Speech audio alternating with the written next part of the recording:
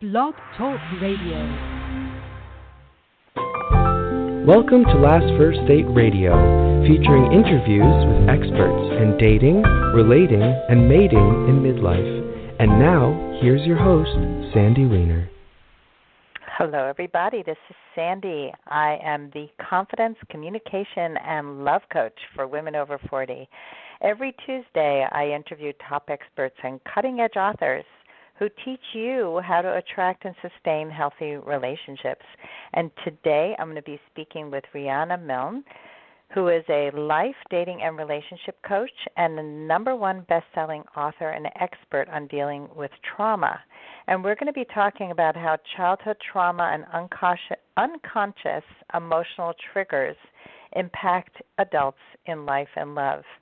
And I love this topic. I was just chatting with Riana for a few minutes before the show because it is so important to really figure out where our triggers come from. We all have triggers, and something I'm going to be sharing tonight on a webinar is a story about a couple who they were dating for a couple months, and all of a sudden he just like kind of flipped out on her. And she had no idea what had happened. And I said, he's bringing his past to his present relationship because that had nothing to do with her. He just misinterpreted something and jumped to a conclusion. And basically, she saw a side of him that was really ugly because he didn't want to talk about it. So what we're going to do today is talk about it. And one of my big things is helping women become women of value. And what I mean by that is that women who work with me learn to really love themselves deeply, to understand their core essence, the things that really make them come alive, what makes them unique, and also what are their principles, their values. Because if we live in alignment with our values, everything else becomes aligned. And so this week's tip on how to be a woman of value is step number 24 in my 30 steps, and it is love is your birthright. And love, as many people don't think, many people think that love is elusive to them, and it's not something that they're meant to experience. And I want you to know that love is your birthright. It is something that you deserve, and it is part of the human existence, that our love is available to everyone. So please don't give up on love. Just learn these amazing tips that we share here at Last First Date Radio and at lastfirstdate.com. And I also share amazing tips and tools in my private Facebook group. So if you're not yet a member, go to Your Last First Date. That's Your Last First Date on Facebook.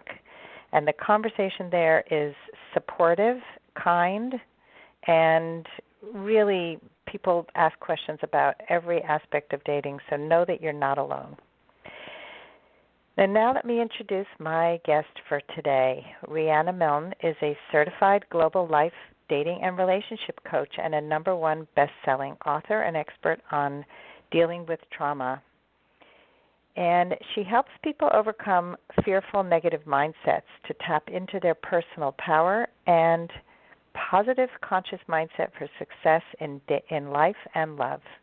With close to 90% of adults experiencing adverse childhood events, Riana explains how emotional triggers from the past influence our reactions and behaviors as adults, often sabotaging self-confidence and happiness in all life areas. And she believes that we all come from an element of childhood trauma, and how we handle that is vital to our relationships. I could not agree more. Welcome to the show, Riana. Hi, Sandy. How are you? So nice to have me on your show. Thank you so much. Oh, my pleasure. Thank you, because this is a topic that I think people are going to find extremely valuable. So let's get started and talk about you for a moment. I always like to know how you came to do the work you do today, and it usually has something to do with your own experience with trauma, I'm guessing. Well, I've been a couple singles and family therapist for over 18 years in the New Jersey area, and then now currently I'm in Delray Beach, Florida. And really, as a therapist, I felt I wasn't serving my clients well enough, so became a certified relationship coach with Relationship Coaching Institute. And I really love the VIP service that I give them. My clients, because they are people of trauma, are able to reach out, by text and by email. It's like a VIP service. And I created my programs, Dating to Mating and Relationship Rescue, for my own search for an emotionally healthy, evolved love. And I did over 2 years of research, and there's over 200 books cut into my book, Love Beyond Your Dreams, Break Free of Toxic Relationships to Have the Love You Deserve. And I wanted the answers that I didn't learn anywhere in school, not in high school, not in my bachelor's, not in my triple master's in applied clinical psychology. Nobody tells you how to have that emotionally healthy, evolved, and conscious relationship. So I did the mad research on it. And recently then, the Kaiser Permanente group out of San Diego came out with the research that 89.8% of adults have experienced at least one childhood trauma. So I was really happy to see that research. It kind of tied up in a nice bow everything I've been researching and have found evident to be true, but the research really specified what the traumas were. And there's about 20 of them. But for most of my interviews, I talk about the top 10. And that was really helpful for me to help find a healthier partner and understand what had happened in my past relationships. And it was ironic because most of the people I was attracted to had a high degree of childhood trauma. So I wanted to find out, why was I attracted to that?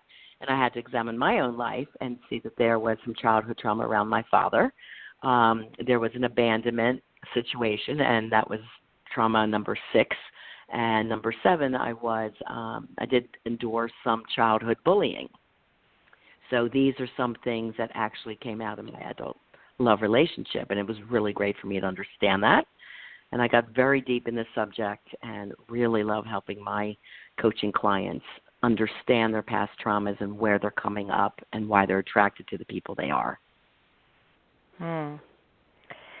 Yeah, it's an interesting story, and I think that when you do your own work, you become even better at helping other people. I love that you walk your talk. So there's a real passion for helping others.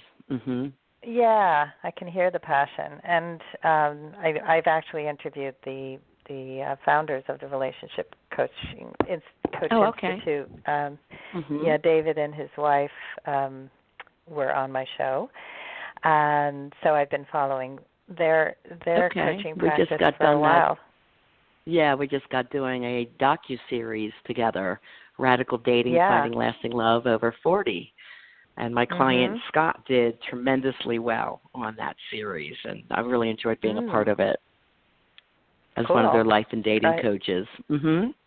That's great. I watched a little part of some of the series that they had on Facebook, and it was fascinating to watch. And, so that the tools that they use are really helpful in going deeper within, and that's some of the work that you do here. So let's talk about childhood trauma and how does that affect people and hold them back. Okay. Well, I always advise the listeners to get a paper and pen out when I go over the 10 traumas and make 3 columns on the paper. 1, does this apply to you? 2, does it apply to your current partner or someone when you struggled in the past with someone you were with? And 3, do you know if your parents endured any of the 10 traumas? Because childhood trauma tends to go through the generations. So I'll give you a keyword for each of the 10, and then I'll go a little bit deeper. So the first word would be addiction. So remember, when you are young, you're very innocent, and all you know is what your parents present to you as quote-unquote normal. So your childhood normal, as an adult, you may be expecting things to happen one way, but your partner's normal is totally different than yours. So this is where conflicts sometimes come in. So when you were a young child, did you experience any of these 10 things? 1, did either one of your parents have an addiction? So it could be to drugs, alcohol, Sex, porn, eating, hoarding, spending, gambling, gaming, TV watching, those are just a few that are very common. So if one or either parent had any of that. 2, did you experience verbal abuse? Now, did you witness it, as in a domestic violence situation with mom and dad yelling all the time, or were you also a recipient of yelling, cursing, anger, put-downs, or even given the silent treatment when they were mad at you? So that's verbal. Number 3 would be emotional abuse or neglect. So did you ever feel a lack of safety? Were you ever neglected? And sometimes, not by fault, but let's say you had a single mom and they worked 9 to 5 and you came home from school at 3, so for 2 hours you were by yourself and had to make way. Well, that's usually a high anxiety situation for a child that has to come home alone. And then, of course, there's other more severe neglect and emotional abuse. Number 4 is sexual abuse, rape, or molestation, whether that happened inside or outside of the home.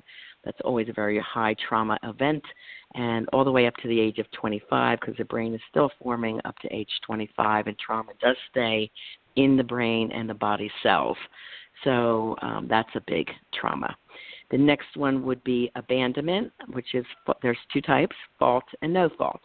So a no-fault abandonment is, for example, if your parent was in a car crash and died early, if your parents had to go off and serve at war, or if your parent travels a lot to go to work to help support the family. Those are all no fault. A fault abandonment might be after divorce. Let's say dad moves away, he promises to see you every other weekend, he keeps dropping his promises, doesn't see you as much as he should, and that's a fault abandonment. The next one is if you were adopted, part of foster care, or had to go live with relatives or friends because mom or dad could not take care of you. Number 7 would be personal trauma, and that one is if you've experienced bullying. You remember feeling different as a kid. Maybe you weren't chosen for the sport teams, or you were overweight or very skinny and awkward.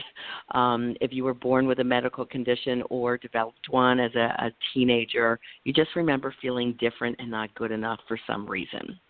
The next one would be sibling trauma.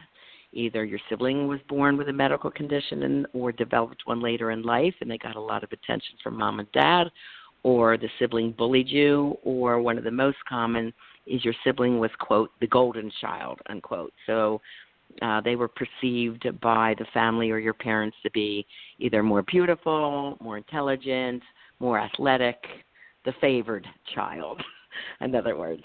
The next one would be family trauma, and I also include community trauma in this one, and community trauma is actually not one of their top 10, but I've moved it there.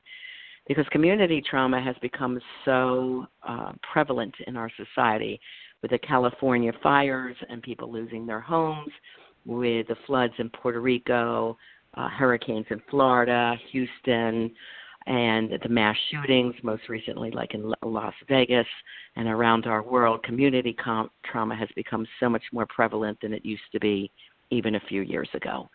And family trauma would include if you're struggling with poverty most of the time when you're growing up. Military families have to move every 4 years. These children have to find new schools and make new friends every 4 years. If a parent was incarcerated. So those are just a few of the family traumas. And then the last one, number 10, is if mom or dad had a mental health issue. 2 of the most difficult to deal with is borderline personality. This is a very black-white type personality type. One day they might come home and they love you, and the next day they're raging with anger, and you never know what you're going to get. When they're good, they're great. When they're bad, they're horrid. So borderline is very difficult. That tends to go through the generations. And the other one is bipolar, which is also known as manic depressive. Let's say mom could be very depressed and staying in bed, and then another few days she's up and happy and totally different personality types. So those are the 2 most difficult. And if children grow up in a high anxiety or high depressed household, they tend to present with that as well as an adult. So those are the 10 traumas. Wow. So, yeah, I've probably had almost all of these. There you go. Now, most people I have remember a hearing couple these of, a while back mhm. and thinking, like, I don't think people associate a lot of these with trauma. And I once had a client who wanted to know why she ended up with a narcissist because she said her parents were just so loving and caring. And so we dug a little deeper, and it turned out her mother was physically ill when she was a child, and she was the only child. And so Mhm. there was this message that you have to behave all the time, be quiet. Mom is sick, she's fragile. Right. Not out of evil intent, but because of that, she became a people pleaser, and she suppressed Yes. her loud exuberance for her family, and then she ended up in that toxic relationship because that was all she Yes. knew. And A lot so of women connecting those become dots, people wow. pleasing. Yeah. Mhm.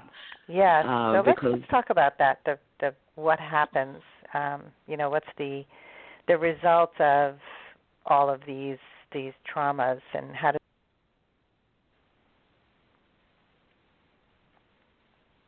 Are you there? Okay, yes, now I'm here. I was disconnected for a moment. Yes, Oh, okay. okay. I will go into some of those. Well, we'll continue with people pleasing because many women grow up society saying, be the good little girl. Another example is if mom is alcoholic and not to anger her, she will overdo and take care of the siblings, help clean the house. So she's used to people pleasing to keep the peace. So these women will overdo for their spouse, their children, and then feel internally resentful and angry. People that have had abandonment issues, they often become clingy to their partner. They may have high anxiety when their partner is gone, or they'll seek attention from the opposite sex if they're not getting the type of attention that they want. So that's an abandon issue. Let's talk about manipulation or lying. Let's say there's a little boy and he's told at home that what he has to say isn't important, or he's stupid, he's felt not important, and he'll go into his female teacher and charm her, and she'll, take to him, oh, he's so cute, blah, blah, blah. So they're used to manipulating women to get the attention and the love that they want that they might not have gotten at home. Lying happens, and you might have heard some people that they lie for no reason. They lie over the littlest thing. Well, this person learned lying as a survival tool. So if he came home with an F on the test and said he's going to try and change it to an A and gets away with it, he finds, wow, lying can save me. Can save me from the wrath of, a severe beating from dad. So lying became, it usually is a coping mechanism as a child, why these things are developed. So it was a coping mechanism that worked, and it just became a way of life. So those are just a few. Jealousy is, again, that comes from being teased or not feeling good enough, where you might hold on to your partner too tight, try to control your partner's actions. Now, control can work very well in the workplace, and a lot of very highly successful women are my clients. They do very well in business, but then they are failing in love, and they can't figure it out. And they have a high level of control at work, and then they try and just be the same person in their relationship. And it's highly imbalanced. And, a man that's got a good ego and is intelligent, he doesn't want to be bossed around. He doesn't want to be controlled. So what I work on, since I'm a clinical trauma professional, is I work on getting the brain and body to process these past traumas differently. And I do a lot of holistic tools that my clients learn. So my coaching is divided into two parts. Life coaching is part one, and then love coaching and learning the exact skills you need to attract an emotionally healthy, evolved, and conscious partner. That is part two, because we have to clean up the first part first. And, it takes a successful single to attract somebody who is also emotionally healthy. So we make sure we make all the unconscious conscious and get rid of all the faulty past coping mechanisms that really did help you to survive as a child in the world that you were presented. Yeah, I often say that the work I do is to attract is to become a better human first, Mhm. and then Mhm. attract in your ideal partner. So I love that you do it in two parts. And Mhm. so how I know I've done EMDR to process trauma differently. Is there can you share an exercise with us that will help people to process trauma differently? Is there something you can share? There's so many things that I do. One just off the top of my head is all my clients do a process called divine meditation. It's a 4-step meditation, and quantum physics and neuroscience has proven that meditation lowers anxiety, depression, cortisol level, which is your fight or flight level, and blood pressure. I mean, I have a lot of clients say, Riana, I'm trying to diet. I eat so healthy, but I can't lose any weight. That's because their anxiety is high and their cortisol levels are high. When cortisol levels high, also memory is down. So we have to relax the brain and the body, and slowly over time it starts, because the brain is always growing, and it does grow neurotransmitters and new cells. So we are retraining the brain to be and think differently. And with just usually it happens within 5 to 7 days of someone meditating in the way that I teach them, they are already calmer. They're already not going into impulse reactions, which is very common. Impulsivity is making risky choices that could destroy your relationship or hurt your partner. They're slowing everything down. They're thinking through. I have a technique called the 4 questions. They ask themselves, will this choice, action, or these words hurt me in any way, hurt my partner, the one I love, hurt my family or children or extended family, or hurt my reputation in the community or on the job? And if any of those are a yes, you don't do it. So, I mean, there's so many different tools that, and they're simple, but all added up come to retrain the brain to think and do differently. And many people with childhood trauma have very negative mindsets. So we do a lot of mindset work, working on taking, most people, studies show, have 8 out of 10 thoughts are negative or self-punishing. And we turn that completely around to make it 8 out of 10 are positive. And when 2 negative ones come up, right away you're thinking, where did that come from? Okay, that came from this feeling when I felt this way with mom. Then you give an affirmation to the wounded child and you move forward. And soon those negative thoughts barely come up at all. And if they do, you catch them right away and you process them. So that's just 3 techniques very quickly what I use. That's wonderful. So when somebody's in a long-term relationship, I'm imagining that a lot of these traumas show up. So a lot of times people are like blindsided because things start out so lovely, and this is basically what happened in this last relationship I was talking about before. Yeah, they sound like they my typical for clients. 2 months, right? Yeah, they dated for 2 months. He was gorgeous, chivalrous, fabulous, amazing, kind. And because she didn't answer 2 of his texts in a row, he imagined that she wasn't interested, that she was cold, that she didn't care about him. And it was like, childhood trauma. That's actually called, that's actually called false negative assumptions. When somebody assumes that the other partner is doing something else or they don't like you anymore. And that's very dangerous and it's very common in those with childhood trauma. So we really you're projecting from your past onto the present person. And this is what people do. If they don't work this through, if somebody cheated on them in the past, or, I definitely had a limiting belief, and I'm going to speak about it on the webinar tonight, about men don't come through for you. That was my message at home. Men don't come through for you. And a lot of my clients have that one too, like people who grew up with a father who was incompetent or not there for the mom, and the mom constantly gave you this message, your dad's lazy. Right. He's, so that's, you walk around thinking men are lazy, men are, so. And a lot of it's not conscious. Yeah, a lot of them don't say that, but it's deep down unconscious belief system. Mm-hmm. That's There why are we say it's messages unconscious. that we pick up. Yes. Mm-hmm. The imprinted habits and messages. Yeah, so there are a lot of breakups because of things like this. So, so what can you explain what happens and then what people can do to prevent it? Well, research shows that usually these relationships start falling apart between 4 and 9 months, and normally when it gets into a more serious stage. So either with an engagement, a marriage, moving in together.